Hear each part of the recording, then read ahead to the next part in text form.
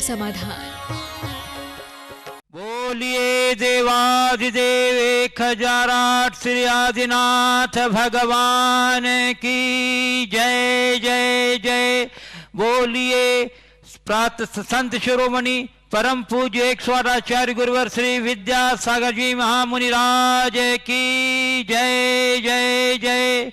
बोलिए गुणायतन प्रणेता संका समाधान प्रवर्तक भावना योग प्रवर्तक प्रखर वक्ता परम पूज्य 108 मुनिवर श्री प्रमाण सागर जी मुनि महाराज की जय जय जय। परम पूज्य 108 मुनि श्री अरह सागर जी महामुनिराज की जय जय जय। उपस्थित धर्म श्रद्धालु सज्जनों, संघ का समाधान के कार्यक्रम से मैं आप सबों का स्वागत करता हूं और मैं आपको लिए चलूं संघ का समाधान की ओर। इसके पूर्व हम लोग पूज्य गुरुदेव के मंगल में आशीर्वाद से अपने को अभिषेक करेंगे। तो चलिए हाथ जोड़िए, मस्तक झुकाइए और बोलिए मेरे साथ, नमो श्री गुरुदेव, नमो श्री गुरुदेव, नमो श्री गुरुदेव। बोलिए मुनिवर श्री प्रमाण सागर जी मुनि महाराज की। कुछ गुरुदेव श्रीमती आशिका जैन, मिर्जापुर, उत्तर प्रदेश, पूछ रही हैं, गुरुदेव आज विश्व जिस संकट के दौर से गुजर रहा है उस समय आपके द्वारा भावना योग वो जाप मन को बहुत शांति, शक्ति, ऊर्जा व निर्भय रहने की प्रेरणा दे रहा है। फिर भी गुरुदेव रोग से ग्रसित लोगों की पीड़ा, वेदना, मृत्यु, विक्षोभ से मन बहुत द्रवित हो रहा है। इस पीड़ा को कैसे शांत करें? देखिए, ये संकट वैश्विक संकट है। बीमारी तो बीमारी है। हम अपनी सहन शक्ति बढ़ाएं, अपने शरीर की प्रतिरोधक क्षमता बढ़ाएं, उस बीमारी से लड़ने की ताकत बढ़ाएं। बाकी इन सब चीज़ों को सहने के अलावा हमारे पास और कोई रास्ता नहीं है। दो स्थितियां हैं, संभव इलाज और दूसरा सहन शक्ति का विकास। जितना संभव है मेडिकल एड लें और साथ में हम उसको सहने का अभ्यास बढ़ाएं। यदि हमारी सहन शक्ति बढ़ती है तो हम बीमारी को जीत सकते हैं, दूर कर सकते हैं। चीज़ें ऐसी होती है। और सब लोगों के प्रति हम भावना भाएं कि सर्वे भवन्तु सुखिनः, सर्वे सन्तु निरामया, सर्वे भद्राणि पश्यन्तु मा कश्चित् दुःख भाग् भवेत् की ये भावना हमारी निरंतर हो, तभी हम विश्व में मंगल स्थापित कर सकेंगे। पूज्य गुरुदेव श्रीमती संजुला जैन, अशोकनगर, मध्य प्रदेश से पूछ रही हैं, महाराज जी जब हम भावना योग करते हैं, जब आप सोहम सोहम बुलवाते हैं उस समय मुझे अंदर भगवान दिखते हैं, इसका क्या अर्थ है? और गुरुदेव सोहम बोलते समय की भाव दशा कैसी होनी चाहिए, कृपया इस पर समाधान दें। देखिए, सोहम सोहम सोहम का मूल अर्थ यही है कि मेरे भीतर जो शुद्ध निराकार चैतन्य अमूर्त ज्ञान में आत्मा है वो मैं हूँ, वो परमात्मा मैं हूँ। भगवान दिखते हैं, अच्छी बात है, ये एक मूर्त रूप में दिखाई पड़ते हैं। हालांकि वो भगवान नहीं है, भगवान तो हमारे भीतर का अमूर्तत्व है। लेकिन ये सब शुभ लक्षण है। और जब भी सोहम करें तो बस मेरे भीतर जो है वो मैं हूँ, मैं आत्मा हूँ, मैं आत्मा हूँ, ये ध्यान रखें। पूज्य गुरुदेव अविनाश जैन, विदिशा समाज के प्रवक्ता, प्रश्न पूछ रहे हैं, आज हमारे पास एक ऐसा वीडियो आया है जिसमें अंडों को कोरोना के डर से फेंका गया था। महाराज श्री कुदरत का करिश्मा देखिए, बीमारी के डर से फेंके गए उन्हीं अंडों से बच्चे निकल आए। क्या यह सत्य नहीं कि आज इन जीवों का श्राप ही है जो कोरोना बनकर आया है? ये उन लोगों के लिए एक नसरन शाकाहारी कह करके हमारे शिक्षा मंदिरों में करना चाहते हैं, कृपया निर्देश दें। देखिए, बात तो सही है, कोई भी अंडा शाकाहारी नहीं होता, चाहे वो फर्टिलाइज हो या नॉन फर्टिलाइज्ड। वैज्ञानिकों ने इसे साबित कर दिया। और जिस वीडियो की आप बात कर रहे हैं, मुझे भी लोगों ने दिखाया कि हजारों की तादाद में अंडे फेंके गए, उनसे चूजे बाहर निकल गए। एक तरफ कोरोना की त्रासदी और उससे डर कर लोगों ने उसे फेंका, उससे वो निकल गए। हमें एक सीख लेनी चाहिए कि जितना बन सके हम अहिंसा को अपनाएं। प्रकृति के साथ छेड़खानी का ही दुष्परिणाम है। जो सारा विश्व आज इस प्रकार की त्रासदी से जूझ रहा है, तो हम जितना अहिंसा को अपनाएंगे हमारा जीवन उतना सुखी होगा। पूज्य गुरुदेव, सुशील लता डबडेरा इंदौर गुणायतन ट्रस्टी, उन्होंने अपनी जिज्ञासा भेजी है। गुरुदेव, आज 7 अप्रैल को सुशील जी का 49वां जन्मदिन है। उनका सपना था गुरुदेव श्री विद्यासागर महाराज का इंदौर में प्रवेश हो। गुरुदेव का प्रवेश 3 जनवरी को हुआ, लेकिन सुशील जी अपना आयु कर्म पूर्ण कर 2/11/18 को इस दुनिया से चले गए। उनका सपना था कि गुरुदेव के समक्ष सौधर्मबिंद बनेंगे इंदौर में। गुरुदेव के इंदौर प्रवास की खुशी है और सुशील जी के ना होने का गम भी। इस खुशी और गम का तालमेल कैसे मिलाएं, कैसे बनाएं? आपने सागर में बोला था जन्मदिन गौशाला में मनाओ। इस बार 11,000 की राशि सागर में मूक पशुओं।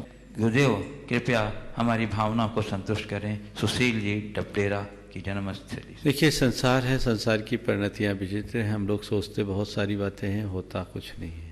होता वही है जो होना होता है। संयोग है, संयोग। आप तो यही मानिए कि ये संयोग था। सुशील भाई बड़ा उत्साही और कर्मठ कार्य करता था, मेरे पीछे भी बहुत लगा रहा। उसकी बड़ी इच्छा थी कि चातुर्मास इंदौर में हो। योग नहीं बन पाया, फिर भी वो लगा था। उसकी आयु इतनी ही थी, ऐसा मान करके चलो। और फिर गुरुदेव आ गए। मैं तो ये कहता इन सब चीज़ों में, अतीत की स्मृतियों में उलझने की जगह इन सबको वैराग्य का निमित्त बनाना चाहिए और अपने तत्व ज्ञान का आश्रय रखते हुए अपने आप को सांसारिक प्रपंचों से दूर करने की प्रेरणा लेनी चाहिए। पूज्य गुरुदेव, सुरेश चंद अनिता जैन गंज बसौदा गुणायतन ट्रस्टी पूछ रहे हैं, गुरुदेव आज के विषम परिस्थिति में लोग भोजन, दवा आदि से जरूरतमंदों को दे करके सेवा कर रहे हैं। मैं यह जानना चाहता हूं गुरुदेव कि इसके अतिरिक्त हम उनके लिए और क्या कर सकते हैं जो इस संकट की घड़ी में उनके लिए कार्यकारी हो। देखिए, संकटापन्न प्राणियों की रक्षा करने का प्रयत्न करना मानवता की पहचान है और हमें हर हालत में करना चाहिए। भोजन आदि की जो व्यवस्था है, ये प्राथमिक आवश्यकता है, इनकी पूर्ति करनी चाहिए। सबसे पहली बात तो ये होनी चाहिए कि हमारे हृदय में ऐसी प्रबल भावना हो कि कोई भी इस संकट में फंसे ही नहीं, संकटापन्न कोई रहे ही नहीं, सबका संकट दूर हो। दूसरा ये देखना चाहिए कि इस संकट के दूरगामी परिणाम क्या होंगे और उस दूरगामी परिणाम को देखते हुए हम उनकी क्या मदद कर सकते हैं। अपनी शक्ति और परिस्थिति के अनुसार हमें मददगार बनने की कोशिश करनी चाहिए। पूज्य गुरुदेव, युवा यश जैन सेठी भाग्योदय सागर कह रहे हैं, पिछले दिनों शंका समाधान में आपने अवचेतन मन के विषय में बताया था। उसी विषय में मेरा यह प्रश्न है गुरुदेव कि अवचेतन मन के प्रभाव से बनती है जीव की भाव दशा और अवचेतन मन में ही बसती हमारी पूर्व की कथा। क्या योग की हमारी भाव दशा, उससे कैसे जान सकें हम अपने जीवनों की कथा? ये कौन सा यश आ गया भागवत में? ये तो छाप तो वैसे थे, यहाँ भी यश है, यश सेठी यहाँ भी। चलो, लगभग झलक उसने प्रयास वैसा ही किया यश की तरह प्रश्न करने। बलवानी का यश है, उसके सवाल बड़े काव्यात्मक होते हैं। फिर से आप सवाल दोहराइए, क्या बोला? बोला है अवचेतन मन के प्रभाव से बनती है जीव की भाव दशा और अवचेतन मन में ही बसती हमारी पूर्व की कथा। क्या योग के माध्यम से बनती जो हमारी भाव दशा, उससे कैसे जान सकें हम अपने जीवनों की कथा? बात तो इस विषय में काफी कहा, उनने काव्यात्मक लहजे में प्रस्तुत किया है। बात सीधी से, इसको ज़्यादा विस्तार करने की जरूरत नहीं है। हमारा जो भी जीवन है वो हमारे चेतन मन का प्रकट रूप दिखता है और चेतन मन के द्वारा जो भी एक्टिविटीज होती है उसकी छाप हमारे अवचेतन मन में पड़ती है और कालांतर में वही अवचेतन मन से हमारे संस्कार बनते हैं, संस्कार से भाव, भाव से विचार और विचार से हमारी प्रवृत्ति होती है, प्रवृत्ति से हमारा जीवन होता है। ये मूल है, इसे हमने कई बार बताया है। भावना योग के बल पर हम अपने अवचेतन मन में अच्छे भाव, अच्छे विचार, अच्छे संस्कार को अंकित करते हैं और वे जब अंकित हो जाते हैं तो कालांतर में वह हमारे चेतन मन को काफ़ी हद तक नियंत्रित करते हैं, अपने जीवन को सकारात्मक बनाने की दिशा में, शांत सहज बनाने की दिशा में इसकी बहुत बड़ी भूमिका और हमको उसी अनुरूप कार्य करना चाहिए। पूज्य गुरुदेव, आशा जैन गया बिहार से पूछ रही हैं, गुरुदेव भगवान महावीर की जन्म जयंती आपके निर्देशानुसार घर बैठे ही बड़े हर्षोल्लास से भव्य रूप में पूरे विश्व में मनाई गई। गुरुवर मन में पीड़ा होती है जब टीवी चैनल वाले हमारे बड़े बड़े भव्य आयोजनों को, जैसे गोमटेश्वर बाहुबली भगवान का मस्तकाभिषेक, बड़वानी में हुए आदिनाथ भगवान का मस्तकाभिषेक, आचार्य श्री की इंदौर नगरी में हुई, यहाँ तक आज तक संपूर्ण विश्व को सत्य और अहिंसा अपरिग्रह संदेश देने वाले भगवान महावीर की जयंती के बारे में भी कोई भी टीवी चैनल में नहीं दिखाया। उसके लिए गुरुवर हम लोगों को, हमारे जैन पत्रकार बंधुओं को पारस एवं जनवाणी चैनल को क्या प्रयास करना चाहिए जिससे जैन धर्म की प्रभावना प्रचार प्रसार हो सके? देखिए, बात बहुत गंभीर है कि खासकर इलेक्ट्रॉनिक मीडिया में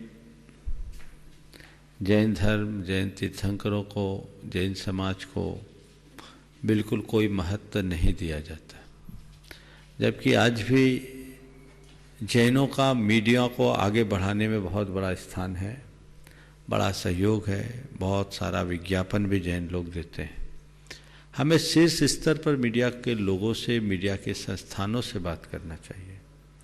कल भगवान महावीर जो भारतीय संस्कृति के पुरोधा हैं, जिनके द्वारा प्रतिपादित अहिंसा के बदौलत भारत को आज़ादी मिली, गांधी जी ने स्वयं इस बात को कहा, जिनके हृदय में जैन धर्म की बड़ी गहरी छाप थी। संविधान की मूल प्रति में जिन तीर्थंकर भगवान महावीर का चित्र अंकित है, ऐसे भगवान महावीर का कोई उल्लेख किसी के द्वारा न किया जाना, ये बहुत हैरान करने वाली बात है। हमें शीर्ष स्तर पर बात करना चाहिए और उन्हें कहना चाहिए कि भाई 24 तीर्थंकरों में एक महावीर भगवान, जैनों की हम जयंती उनकी मनाते हैं, कम से कम उनका तो उल्लेख करना चाहिए, और जिनकी अहिंसा की आज सारे विश्व को ज़रूरत है। क्या अच्छा होता कि मीडिया ने, मुझे मालूम पड़ा GTV ने इस पर DNA में चर्चा की है महावीर जयंती का उल्लेख करते हुए, और उन्होंने ये बताया है कि भगवान महावीर के 5 व्रतों की आज बड़ी प्रासंगिकता है। अगर इन 5 व्रतों का पालन हो तो कोरोना जैसे संकट से बहुत अच्छे से मुक्त हुआ जा सकता है। क्या अच्छा होता यदि अन्य चैनलों के माध्यम से भी ये बात होती। हमारे द्वारा बड़े बड़े इवेंट हो जाते हैं, लेकिन उससे रंचमात कवरेज नहीं दिया जाता, और कहीं किसी के द्वारा थोड़ी बहुत गलती हो जाए या कोई बचकानी प्रवृत्ति हो जाए तो उसे तो लोग बहुत हाईलाइट करते हैं। तो हमें इस सब चीज़ों को सोचना चाहिए और सकारात्मक बातों को फैलाने का प्रयास करना चाहिए, और इसके लिए शीर्ष स्तर पर बात होनी चाहिए। हमारी समाज की समितियों को इस पर विचार करना चाहिए, और जितने भी बड़े बड़े मीडिया के संस्थान हैं उनसे बात करनी चाहिए। पूज्य गुरुदेव, दीपेश जैन शिवपुर प्रताप नगर जयपुर राजस्थान से पूछ रहे हैं, गुरुदेव धर्म रक्षक मुनिराज श्री 100 प्रमाण सागर जी महाराज की जय हो। महाराज जी, कोरोना के लिए जैन समाज के हर वर्ग ने, चाहे दिगंबर हो या श्वेतांबर, सबने खुलकर आर्थिक सहयोग किया।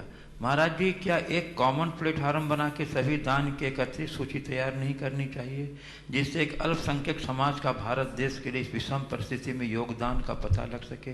दूसरी बात यह है कि महाराज जी, कि आपके माध्यम से पता चला था कि पहली संसद में जैन समाज की भागीदारी बहुत अच्छी थी, लेकिन वर्तमान में समाज का प्रतिनिधित्व नहीं है। महाराज जी, समाज के लोग मंदिर के चुनावों तक ही सीमित हो रहे हैं, या तो मंदिर के चुनाव को ही लोकसभा का चुनाव मान चुके हैं। महाराज जी, एकजुट समाज और समाज के प्रतिनिधित्व को बढ़ाने के लिए क्या करें, क्योंकि वर्तमान में हो रहे राज्यसभा चुनाव में भी समाज का प्रतिनिधित्व दरकिनार सा ही लग रहा है। देखिए, वर्तमान की इस स्थिति में जैन समाज ने बढ़ चढ़ करके हिस्सा लिया, और जैन समाज की ये विशेषता है, जब कभी किसी भी प्रकार की राष्ट्रीय आपदा होती है, सबसे आगे बढ़ करके जैन समाज काम करता है। ये हमारा इतिहास और ये हमारी परंपरा है, हम करते आए, अभी भी लोगों ने दिया है। आपने बहुत अच्छा सुझाव रखा, अगर इसे किसी केंद्रीय व्यवस्था के तहत किया गया होता तो बहुत अच्छा होता। अब हमारे समाज में इस तरह का कोई प्लेटफॉर्म नहीं है, पर हमें इसके लिए एक व्यवस्था ये बनाई जा सकती कि लोग अपनी सूचनाएं विभिन्न सोशल मीडिया के माध्यम से जारी करें, जो भी दे रहे हैं, और सरकार तक ये बात पहुँचे कि जैन समाज के लोगों के द्वारा ये सहयोग दिया जा रहा है। ये जनता के बीच जाना चाहिए। प्रायः हम लोग इसमें पीछे रह जाते हैं, इसलिए जैन समाज को जिस तरह का सद्भाव मिलना चाहिए वो नहीं मिल पाता। प्रयास करना चाहिए। जहाँ तक संसद में जाने का सवाल है, पहली लोकसभा में जैनों की राजनीतिक स्थिति कुछ और थी और भारत की सामाजिक परिस्थितियाँ भी भिन्न थी। वर्तमान में सामाजिक राजनीतिक दोनों परिदृश्य बदल गया है और उस कारण से आज जैन बहुत पिछड़ गए हैं। हमें चाहिए कि हम समाज में एकजुटता का परिचय दें। जब कभी भी चुनाव आता है तब ये सब बातें आती हैं और बाद में सब भूल जाते हैं। जैन लोग अपने व्यापार तक सीमित रह जाते हैं। उनके अंदर वैसी राजनीतिक इच्छा शक्ति जगनी चाहिए और राजनीतिक इच्छा शक्ति के बल पर आगे बढ़ा जा सकता है। मुझे मालूम पड़ा केरल के एक दिगंबर जैन भाई हैं जो सांसद है और निर्दलीय सांसद है, अपने दम पर बने। अभी अभय सागर जी महाराज से मुझे उनकी जानकारी मिली और वो वहाँ के एक मीडिया ग्रुप के संचालक है, अकेले। तो उस व्यक्ति ने अपने अंदर ये क्षमता विकसित की होगी। तो ऐसा नहीं है, जिनके अंदर राजनीतिक इच्छा शक्ति है, जो समाज में अच्छा काम कर सकते हैं, करना चाहते हैं, उन्हें अपनी पैठ बनानी चाहिए, आगे बढ़ना चाहिए और समाज को, ऐसे लोगों को आगे बढ़ाने में अपना सब कुछ लगा देना चाहिए। तभी हम कुछ अच्छा कर पाएंगे। पूज्य गुरुदेव रवि प्रकाश मड़वैया, भोपाल गुनायतन ट्रस्टी, कह रहे हैं गुरुदेव कि भोपाल में आपके सानिध्य में 17 जनवरी से 26 जनवरी को हुए शिक्षक महामंडल विधान और कोरोना के फैलने की टाइम ट्यूनिंग ऐसी थी कि पूरे देश को उसका लाभ मिला। जहां पूरा विश्व मानव विनाश का इतिहास रच रहा है, देश में कोरोना से होने वाली मृत्यु दर सबसे कम रही है। गुरुदेव, क्या यह आपके मन की अंतर्ध्वनि थी जिसने कोरोना के दुष्प्रभाव को कम करने के लिए इस समय विधान करने की प्रेरणा दी? देखिए, मैं नहीं चाहता कि इस तरह से कोई बातों को जोड़ा जाए।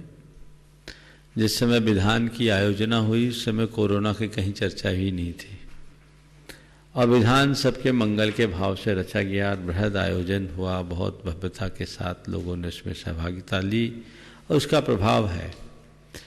ये बात सही है और ये हम सबके लिए बड़ी प्रसन्नता का विषय है कि भारत में कोरोना का प्रकोप तो है पर उतना रौद्र रूप नहीं है जितना कि अमेरिका जैसे ताकतवर देशों के साथ है।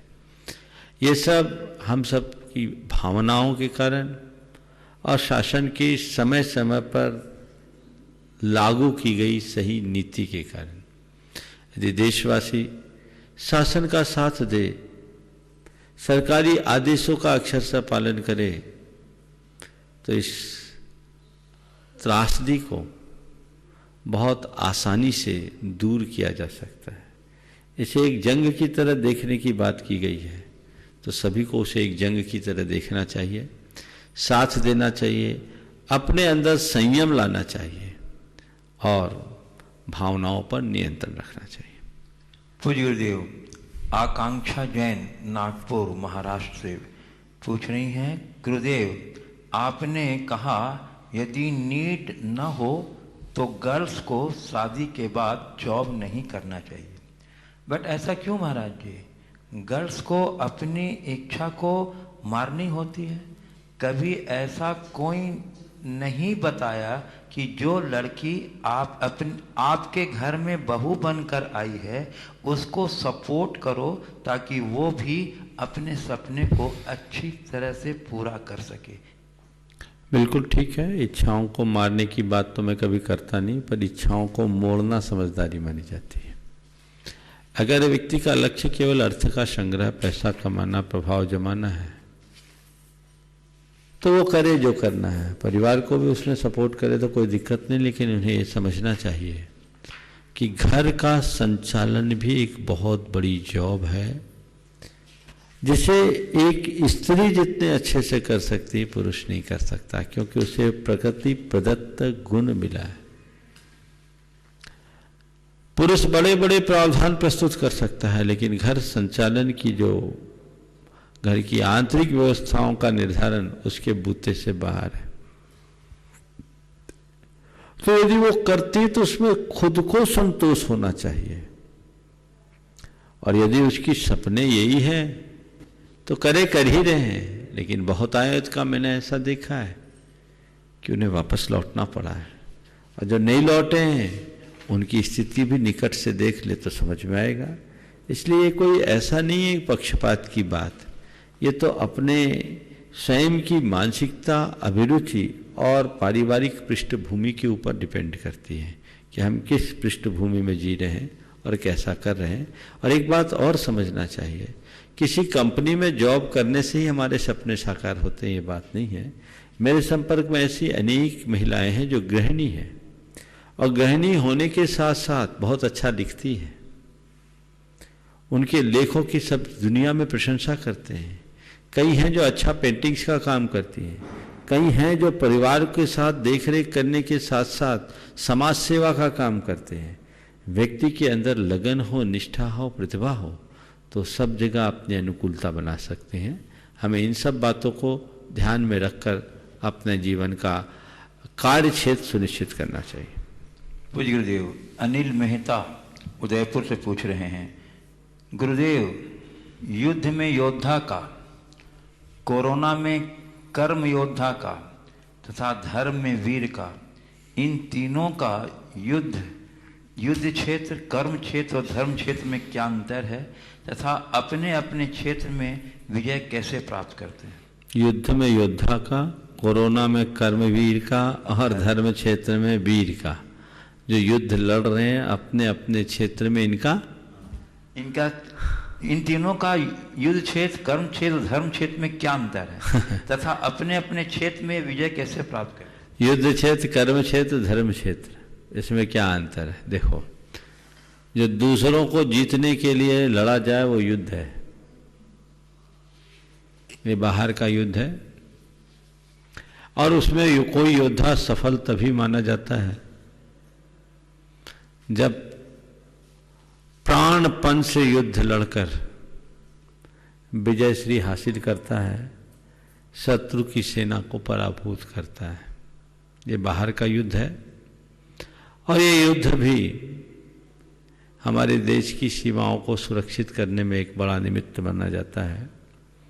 और कहा गया है कि रणांगन में युद्ध करने वाला योद्धा यदि युद्ध जीत करके लौटता है तो उसकी पत्नी उसके सिर पर विजय का सेहरा रखती है, और यदि मरकर वीर गति को प्राप्त हो जाए तो स्वर्ग की सुरांगना उसके सिर पर विजय का सेहरा रखती है। तो इसका तात्पर्य केवल ये है कि यदि देश की रक्षा के लिए कोई योद्धा युद्ध करता है तो वह युद्ध भी उसका एक धर्म है, युद्ध भी उसका धर्म है। रक्षा के लिए अस्त्र उठाना अधर्म नहीं, वो धर्म है। दूसरा आपने कहा है कोरोना से लड़ने वाले कर्मवीर,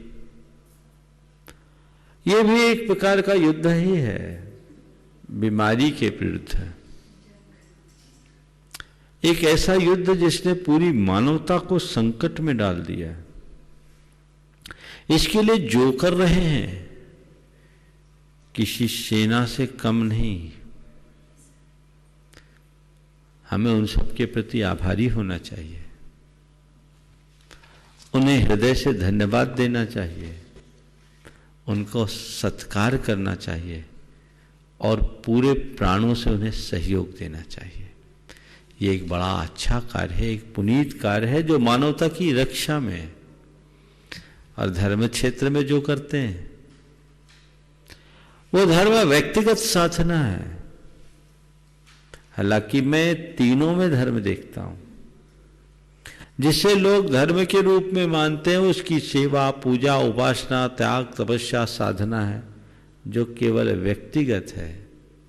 लेकिन वही धर्म का व्यवहारिक रूप तब पनपता है जब वो मानवता की सेवा में समर्पित हो जाए या राष्ट्र की रक्षा में समर्पित हो जाए। तो मैं ये कहूँगा, एक योद्धा भी अगर राष्ट्र की सेवा की रक्षा के लिए समर्पित हो रहा है तो वो अपना धर्म निभा रहा है, और एक कर्मवीर इस कोरोना की जंग में अपना सब कुछ अर्पित कर रहा है तो वो भी अपना धर्म ही कर रहा है। और जो एकांत साधना में अपना धर्म करके सारे जगत की मंगल कामना कर रहा है वो भी अपना धर्म कर रहा है। पूज्य गुरुदेव, विजय कुमार गंगवाल गुवाहाटी आसाम से पूछ रहे हैं, गुरुदेव भगवान महावीर का सिद्धांत है जियो और जीने दो, लेकिन वर्तमान परिप्रेक्ष्य को देखते हुए अहिंसा के सिद्धांत को यह कोरोना वायरस खत्म कर रहा है। तो गुरुदेव, जीवन मरण तो हमारे हाथ में नहीं, यह तो कर्माधीन है, फिर इसे कैसे सार्थक करें? सवाल का ऐसा कुछ समझ में नहीं आ रहा, प्रश्न का कोई तुक तो दिख नहीं रहा है। जियो और जीने दो, हाँ। कहते हैं जीवन मरण तो हमारे हाथ में नहीं है। प्रश्न क्या है? जियो और जीने दो, भगवान महावीर से इसका क्या संबंध कर रहे हैं? भगवान महावीर सिद्धांत है जियो और जीने दो, हाँ, लेकिन वर्तमान परिप्रेक्ष्य को देखते हुए अहिंसा के सिद्धांत को यह कोरोना वायरस खत्म कर रहा है। गुरुदेव, जीवन मरण तो हमारे हाथ में नहीं है, फिर जियो और जीने दो, यह जो है इसे कैसे सार्थक करें? प्रश्नकार का प्रश्न का भाव ये है कि हम अपने धर्म की बात करते हुए कहते हैं जियो और जीने दो, लेकिन जब जीना और मरना हमारे हाथ में नहीं है, हम किसी को जीने दे चाहे तो भी वो नहीं जिएगा तभी जब उसकी आयु। जब जीवन मरण हमारे हाथ में नहीं है तो जियो और जीने दो का ये सिद्धांत कैसे? जब जिसको जितना दिन जिसको जीना होगा जिएगा, जब मरना होगा मरेगा। हमारे हाथ में हिंसा अहिंसा कहाँ है? प्रश्नकार का भाव कुछ ऐसा लग रहा है। देखिए, बात सही है कि जीवन मरण हमारे हाथ में नहीं है, लेकिन ध्यान रखना, हम किसी के जीवन में और मरण में निमित्त भी बन सकते हैं। एक व्यक्ति मरणासन्न है, उसकी सही चिकित्सा हो रही है, उसे जीवन दान मिल रहा है या नहीं? और उस जीवन दान में कौन निमित्त बना? वो डॉक्टर और उसकी चिकित्सा। यदि उसकी उपयुक्त चिकित्सा न हो और उसे यूं ही छोड़ दिया जाए और ये कह दिया जाए कि कर्मों के अधीन है, तो ये कर्म सिद्धांत की नासमझी का ही उदाहरण होगा। क्योंकि कर्म सिद्धांत खुद ये बोलता है कि किसी का अकाल मरण भी हो सकता है, और कर्म अपना फल द्रव्यक्षेत्र काल भाव के अनुसार देता है। यदि व्यक्ति बीमार पड़ता है, उसका सही समय पर सही इलाज हो जाए तो उसके प्राण बचने की संभावनाएं काफ़ी कुछ तक होती है। इसी तरह किसी जीते जागते प्राणी पर कोई वार कर दे तो असमय में भी अपनी आयु पूरी कर सकता है, ये उसका अकाल मरण है। तो ये एक प्रकार की हत्या है, हिंसा है, पाप है। हमारा धर्म कहता है हत्या और हिंसा से बचो, जितना बन सके औरों की रक्षा करो, किसी की हिंसा मत करो। यही जियो और जीने दो का मूल मंतव्य है। इसलिए एकांत से ये कथन कहना कि जीवन मरण हमारे हाथ में नहीं है, ये पूरी तरह सही नहीं है। ये सत्यांश है, सत्य नहीं। ये बात सही है, तमाम उपाय करने के बाद भी कोई बचे इसकी कोई गारंटी नहीं, और तमाम उपाय करने के बाद भी सामने वाला मर जाए इसकी भी कोई गारंटी नहीं है। ये तो जीवन का चक्र है। फिर भी बाहर का जो निमित्त है उसकी अपनी भूमिका है, उसकी अपनी महत्ता है, हमें उसे अनुरूप समझना चाहिए। पूज्य गुरुदेव, श्रीमती रूपल प्रतीक शाह स्विट्जरलैंड कह रही हैं, मुनिश्री आपके 33वां दीक्षा दिवस पर मेरा और मेरे परिवार का बारंबार नमोस्तु। गुरुवर, मेरा प्रश्न है कि हम विदेश में रहते हुए भगवान महावीर के बताए हुए सिद्धांत अहिंसा, सत्य, औचौर्य, ब्रह्मचर्य और परिग्रह को अपने जीवन में कैसे उतारें जिससे हमारा उपयोग हमेशा शुभ बना रहे, क्योंकि भारत के परिवेश और विदेश के परिवेश में काफ़ी भिन्नता है। बहुत अच्छी बात है कि स्विट्जरलैंड में रहने के बाद भी आज वे धर्म से जुड़े हैं और उन्होंने पूछा है कि 5 महाव्रतों को हम किस रूप में पालें। हमारे यहाँ तीर्थंकर भगवंतों ने कहा है कि तुम महाव्रत के रूप में पालो या अनुव्रत के रूप में पालो।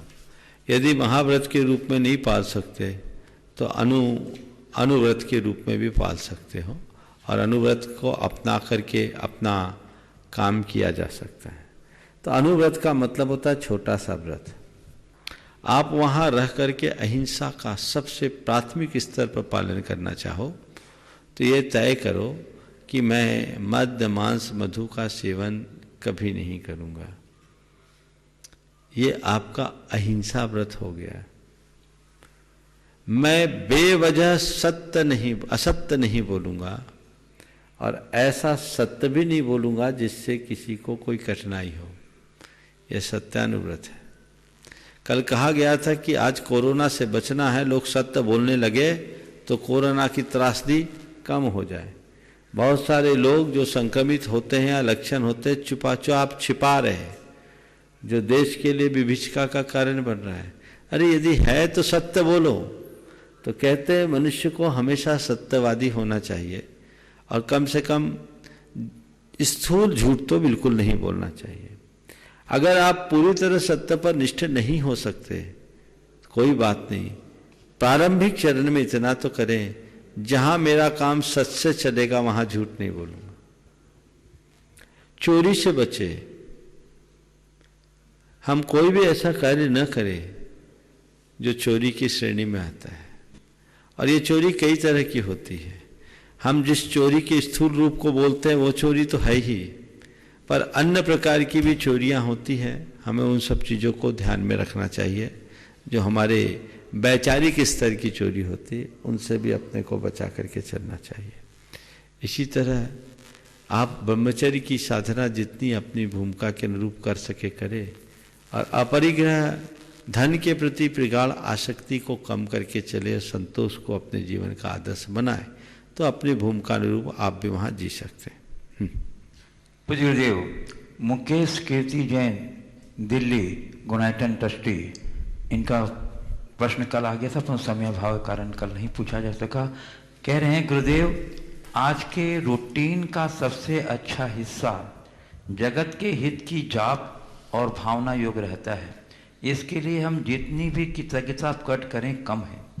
आपको आपके ईश्वर रूप के लिए कोटि कोटि नमन। गुरुदेव, मेरी जिज्ञासा है कि प्रेम को एक अल्टीमेट मिराकल क्योर बताया गया है, साथ ही अपने आप को प्रेम करने को जिंदगी की खुश रहने की सबसे बड़ी चाबी बताई गई है। गुरुवर, लविंग द सेल्फ को कैसे समझें कि खुद को सुख और खुशी प्रदान कर सकें? बहुत अच्छी बात। लविंग द सेल्फ को हम कैसे समझें कि खुद को सुख और खुशी प्रदान कर सके। देखिए, बात सही। अपने आप से प्रेम वही कर सकता है जो अपने आप को पहचाने। आप अपने आप को किस रूप मानते हैं? हर व्यक्ति ने अपनी एक इमेज बना रखी है। क्या बना रखी है? मैं बड़ा हूं, मैं छोटा हूं, मैं अधिकारी हूं, मैं सेवक हूं, मैं सेठ हूं, मैं नौकर हूं, मैं स्त्री हूं, मैं पुरुष हूं, मैं घर का मालिक हूं, मैं घर का सदस्य हूं। मनुष्य ने अपनी पहचान वो बनाई है जो उसका वास्तविक स्वरूप नहीं है, और उसका प्रेम उसी से होता है जो प्रायः उसके अहम के सृजन का कारण बनती है। मैं मान लूं कि मैं मुनि हूं और एक ऐसा वैसा मुनि नहीं हूं। दुनिया में बड़ा चर्चित मुनि हूं जिसे लाखों लोग रोज सुनते हैं, जिसके पास बड़ी भीड़ रखती है, वैसा मुनि हूं। तो मेरा प्रेम मेरे इस रूप से होगा और मैं इसे मेंटेन करने की कोशिश करूंगा। और जब कभी मेरे इस रूप में कहीं किसी प्रकार की चोट पहुंचेगी, मेरी ये मूर्ति कहीं से आहत होगी, खंडित होगी, तो मेरा चित्त बौखलाएगा। मैं इस प्रेम की अपने आप से जब मैं इस रूप में प्रेम करूंगा तो मेरा प्रेम भी उन्हीं लोगों से होगा जो मेरे इस रूप को मानता है, और वो जब तक मेरे इस रूप की पूर्ति करता है मेरा उसके प्रति प्रेम होगा। पूर्ति न करने पर मेरे मन में उसके प्रति द्वेष भी हो जाएगा, और ये प्रेम आंतरिक खुशी का कारण न बनकर अहम पुष्टि का आधार बनेगा। जबकि निष्कलुष प्रेम क्या है? मैं क्या हूं? मैं बस हूं, न बड़ा हूं, न छोटा हूं, न अमीर हूं, न गरीब हूं, न राजा हूं, न रंक हूं, न मूर्ख हूं, न विद्वान हूं, न पंडित हूं, न पागल हूं, न मुनि हूं, न अमुनि हूं। मैं हूं, क्या हूं? बस आत्मा हूं, और जो मैं हूं वही सब है। जिस पल मुझे मेरी आत्मा से प्रेम होगा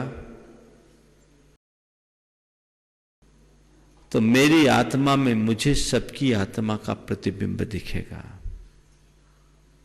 मन में पवित्रता होगी तो खुशी भी होगी, सुख भी मिलेगा। जब अपना मन पवित्र होता है, जग के हर चेहरे पर अपना ही चित्र होता है। जब अपना मन पवित्र होता है, हर चेहरे पर अपना ही चित्र होता है। दुनिया में कहीं क्यों न चले जाओ भाइयों, जो भी मिलता है सब अपना मित्र होता है। प्रेम के वास्तविक स्वरूप को पहचानिए, अपने आप से प्रेम कीजिए, अपने आत्म स्वरूप को जानिए। विडंबना ये है कि लोग जिंदगी जी लेते हैं पर पूरी जिंदगी गुजार देने के बाद भी ये नहीं समझ पाते कि आखिर मैं हूं कौन। तन से अपनी पहचान मत करे, नाम और रूप से अपनी पहचान न करे, ये तो यहीं छूट जाने वाला है। जो असल में मैं हूं उसे जानो, उससे प्रेम करो, और जिसका निज से प्रेम होता है उसका सबसे प्रेम होता है। वही निष्कलुष प्रेम है जो हर पल परम आनंद की अनुभूति देता है। पूज्य गुरुदेव, गुणायतन प्रवासी, जयपुर निवासी। हाँ, गुणायतन प्रवासी जी, श्री नंदलाल जैन छाबड़ा। अच्छा।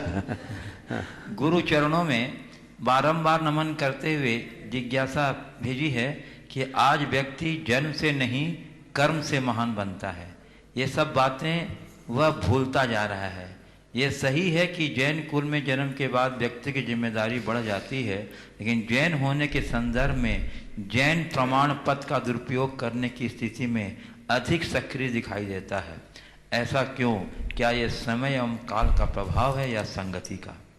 देखिए, बुराइयां सदैव अच्छाई की ओट में पलती है। हर युग में अच्छाई का दुरुपयोग हुआ। रावण ने साधु का स्वांग धरा था सीता को हरने के लिए। अगर वो सीधे सीधे एक लुटेरे की भांति जाता तो अपने मंसूबे पूरे नहीं कर पाता। इसी प्रकार कई लोग ऐसे होते हैं जो अच्छाई का बाना पहनकर बुराई का कर्म करते हैं। ये सब लोग समाज के कंटक होते हैं। ये बात यथार्थ है कि मनुष्य जन्म से नहीं कर्म से महान बनता है। मनुष्य जन्म से नहीं कर्म से महान बनता है, और हमें अपने कर्म अच्छे करने चाहिए। अपने कर्म अच्छे करने चाहिए, तभी हमारी सार्थकता होगी। अच्छा जन्म पाने के बाद भी जो नीच कर्म करता है वो अपने जीवन को तो निम्न स्तर पर ले ही जाता है। तो उससे अपने आप को बचा करके चलना चाहिए, और इस उक्ति को समझते हुए कर्म को महान बनाने की कोशिश करनी चाहिए।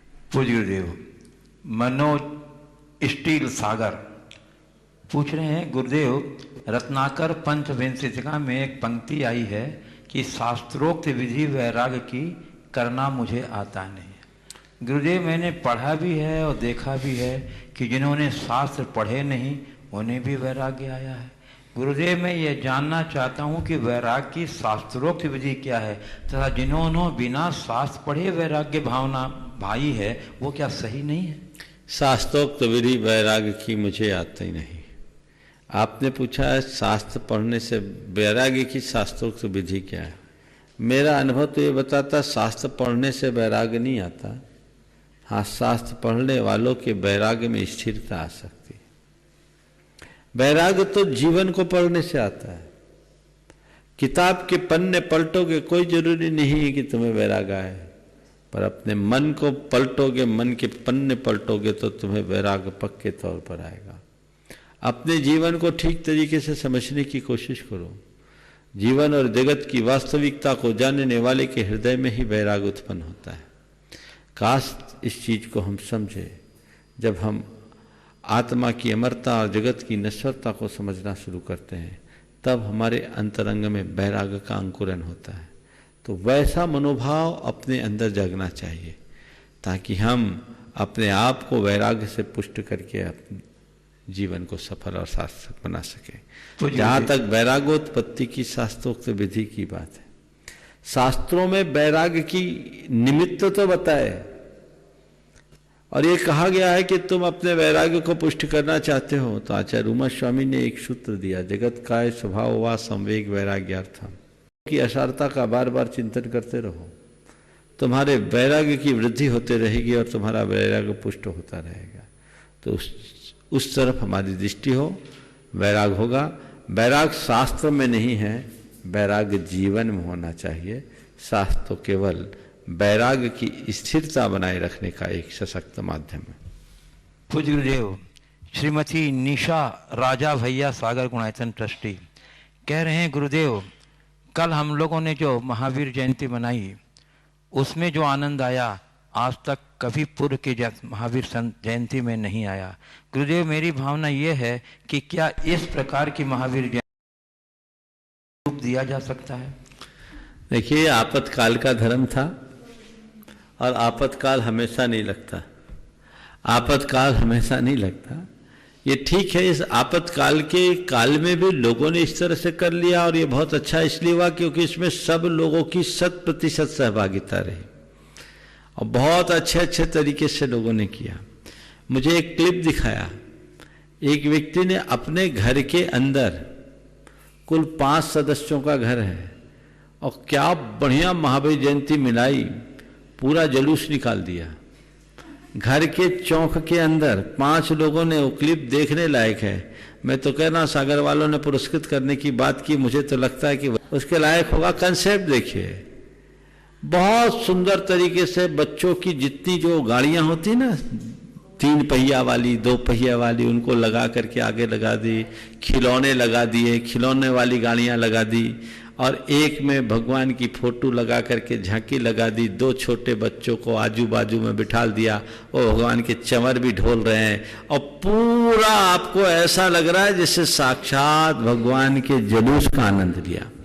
एक परिवार ने तो अपने घर में पूरे भगवान के मां के 16 सपने, पलला झुलाना, अभिषेक, प्रभात फेरी, जुलूस और प्रवचन तक कर लिया। ये सारा कार्यक्रम संपन्न कर दिया।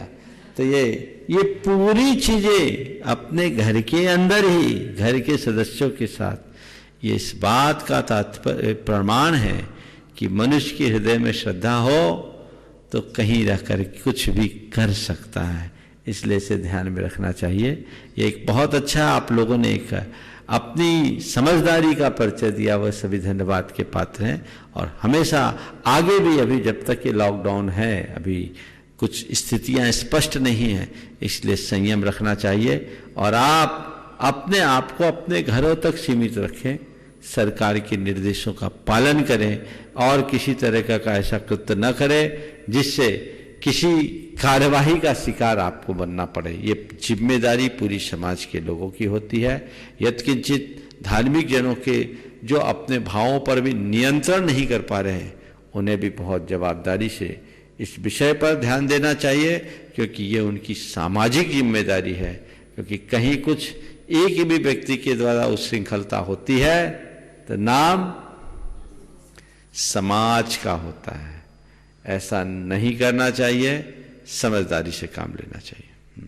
पूज्य गुरुदेव, मुकेश जैन ढाना, पत्रकार सागर, इन्होंने अपना एक निवेदन प्रस्तुत किया है कि गुरुदेव, कल 8 अप्रैल को राम भक्त श्री हनुमान जी की जयंती है। कृपया हनुमान जी के जीवन चरित्र पर प्रकाश डालें ताकि हम सभी लाभान्वित हो सके। हनुमान जी के जीवन चरित्र पर कल प्रकाश डालें कि आज डालना है? अच्छा, देखिए, हनुमान जी के जीवन चरित्र को सभी जानते हैं। वो श्री राम के अनन्य सेवक, अनन्य भक्त रहे, जिन पर भगवान का, हनुमान जी के, रामचंद्र जी का अपार स्नेह, विश्वास और भरोसा रहा। जैन परंपरा में हनुमान जी को बहुत महत्वपूर्ण स्थान दिया गया है। एक मौलिक अंतर है, प्रायः हनुमान जी के वानर रूप को देखा जाता है। जैन रामायणों में भी उन्हें वानर वंशी कहा है, लेकिन उन्हें नर रूप में स्वीकारा गया है। वानर का अर्थ है, जैन रामायणों के हिसाब से कहें तो वा यानी श्रेष्ठ नर है, और वे हमसे ज्यादा शक्ति संपन्न थे, वे एक विद्याधर थे। हम आप सब भूमि गोचरी हैं, वो विद्याधर थे, और पवनंजा और अंजना से उनका जन्म हुआ। उनकी माँ निर्वासित जीवन जी रही थी। जब हनुमान जी गर्भ में थे, संशय के कारण, उनके चरित्र पर संशय का लांछन लगाकर उन्हें अपने ससुराल से निकाल दिया गया, और लांछित होने के कारण वो अपने पिता के घर में भी नहीं जा सकी। वन में 9 माह तक काटकर अंजना ने हनुमान जी को एक गुफा में जन्म दिया, और जैसे ही गुफा में हनुमान जी का जन्म हुआ, एक दिव्य प्रकाश फैल गया। संयोग जन्म होते ही अंजना के दिन फिर गए। उसी क्षण उनके भाई दिख गए, मामा, अंजना के मामा दिख गए, और अंजना के मामा की नज़र जब पड़ी अंजना पर, वो नीचे उतरे विमान से, हनुमान सहित वापस जाने लगे, लेकिन उसी समय हनुमान विमान से ऊपर से नीचे गिर गए। सब हतप्रभ रह गए, लेकिन अंजना तो ऐसी हुई जैसे एकदम सब कुछ लूट गया। लेकिन नीचे उतर के आए तो देखते हैं कि जिस शिला पर हनुमान का शरीर गिरा है, वो शिला चकनाचूर हो गई, इसलिए उनका नाम बजरंग रख दिया गया। हनुमान, वो हनु इस टुड्डी को बोलते हैं, थोड़ी गहरी टुड्डी वाले थे, इसलिए उनका नाम हनुमान पड़ा। वे कामदेव थे, नीति में, गुणों में, कलाओं में बड़े निपुण थे। रामचंद्र जी के साथ सीता के संधान से लेकर लंका पर विजय तक में उनकी बड़ी भूमिका थी, और सब पूरी कहानियाँ जानते हैं। अभी रामायण आप देखेंगे, देख ही रहे हैं, उसमें उन सब चीज का उल्लेख है। पर 2 प्रसंग हनुमान जी के संदर्भ में मैं कहना चाहूंगा। भक्त कैसा होता है? भक्त कैसा होता है? वो रामचंद्र जी से मिलने के लिए गए, सीता जी वहां थी,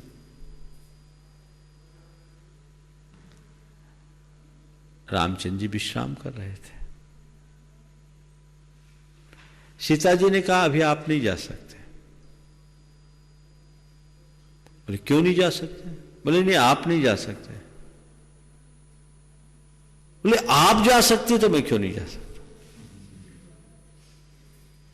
रामायण पर आधारित संवाद है। आप जा सकती हैं तो मैं क्यों नहीं जा सकता? कहते हैं सीता जी ने हनुमान को समझाने के लिए कहा कि मैं जा सकती हूं, आप नहीं जा सकते। क्यों?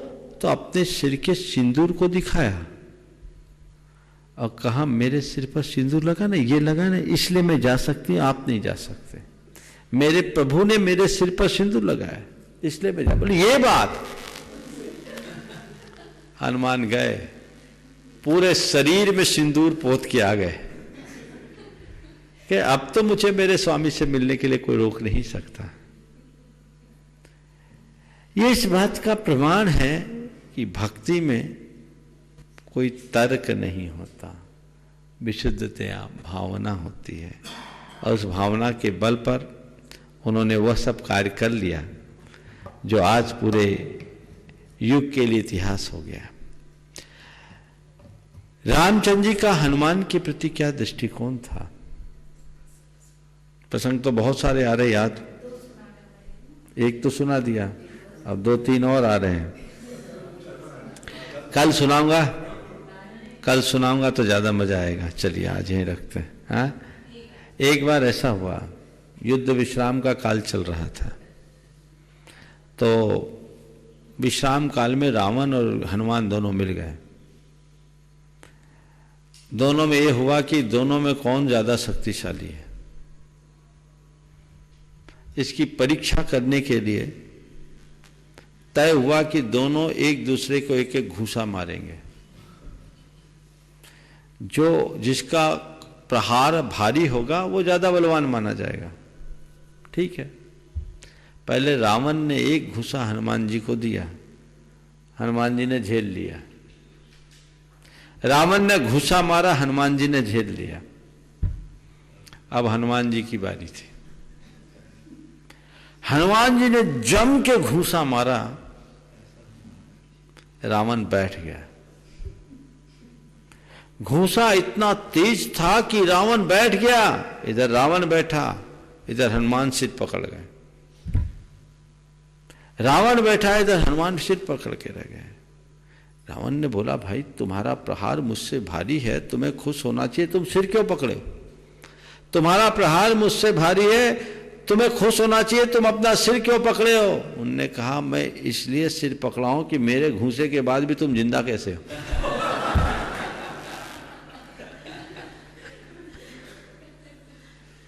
फिर प्रसंग आएगा, कभी चर्चा करूंगा।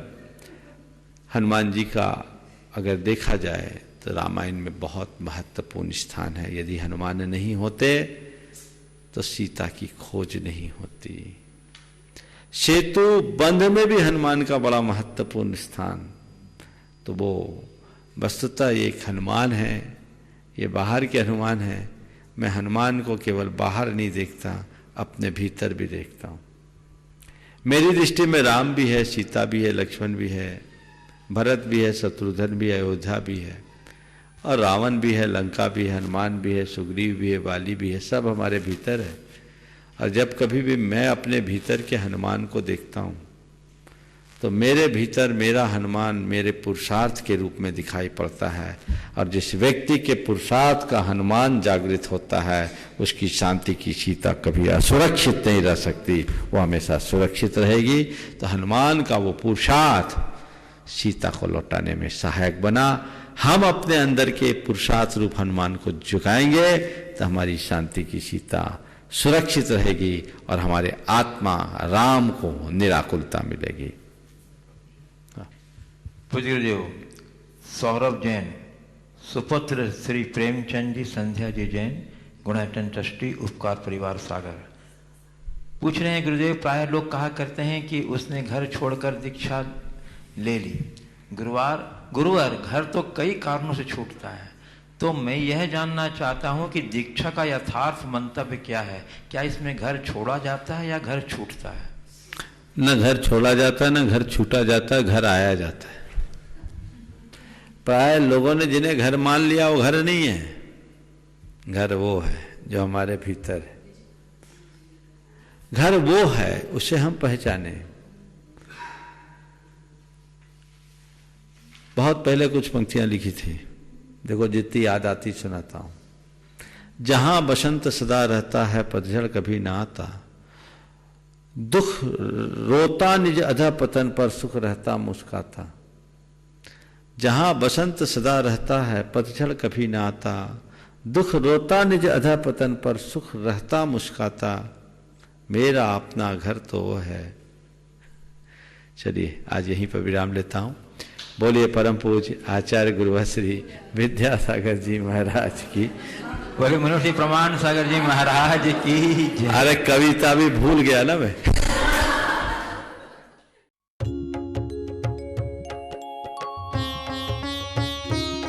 शक का समाधान